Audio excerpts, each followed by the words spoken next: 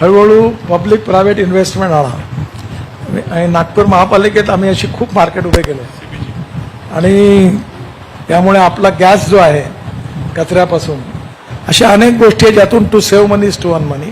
तर या मार्गावरून या भागाचा गावाचा विकास व्हावा ही जी इच्छा होती. आणि मला व्यक्तिगतरित्या खूप आनंद आणि समाधान आहे की माझी आई मृत्यू होण्यापूर्वी 6 महिने पंढरपूरला आली होती, इथून गाणगापूरला गेली होती आणि मरण्यापूर्वी मला म्हणाली, अरे नितीन किती खराब रस्ते. माझी पूर्ण पाठ खिळखिरी झालेला नाही. त्यावेळी गाणगापूरचा रस्ता 6 तास 7 तास लागायचे आणि तिचा मृत्यू झाला. मला आता आठवण झाली की आज ती नाही आहे, पण मी तिला कबूल केलं होतं की मला जर संधी मिळेल तर मी नक्की हे काम करीन. मी काही खूप मोठं काम नाही केलं, विठ्ठलाच्या आशीर्वादाने मला संधी मिळाली आणि खूप कामं मी अनेक टनेल रोड ब्रिजेस बांधले.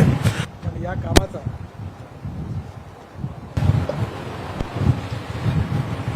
या कामाचा मला एक वेगळा आनंद आहे आणि तो आनंद म्हणजे विठ्ठलाच्या प्रती जी श्रद्धा आहे आणि तुकाराम महाराज आणि ज्ञानेश्वर महाराजांबद्दलची श्रद्धा आहे, या दोन्ही याच्यातून या मार्ग पूर्ण होतो आहे. त्यामुळे तो कुठेही त्याच्यात त्रुटी राहू नये, त्यामध्ये क्वालिटी वाईज प्रॉब्लेम येऊ नये. क्वालिटीच्या बाबतीमध्ये मी भयंकर कडक आहे आणि मी ठेकेदारांना सांगतो की खराब काम केलं तर तुम्हाला रगडल्याशिवाय राहणार नाही. आणि आता ब्लॅकलिस्टेड करणं आणि कंपन्यांच्या कॅरेक्टर जप्त करणं, त्यामुळे क्वालिटीशी कॉम्प्रोमाइज नाही करणार. ही जनतेची संपत्ती आहे, त्यामुळे या ठिकाणी श्रद्धाही आहे. त्यामुळे हा रस्ता परफेक्टली चांगला झाला पाहिजे अशी माझ्या मनातली इच्छा. त्यामुळे आता बारकावे पाहत पाहत आज आणि उद्या मी या मार्गावरून जातो आहे.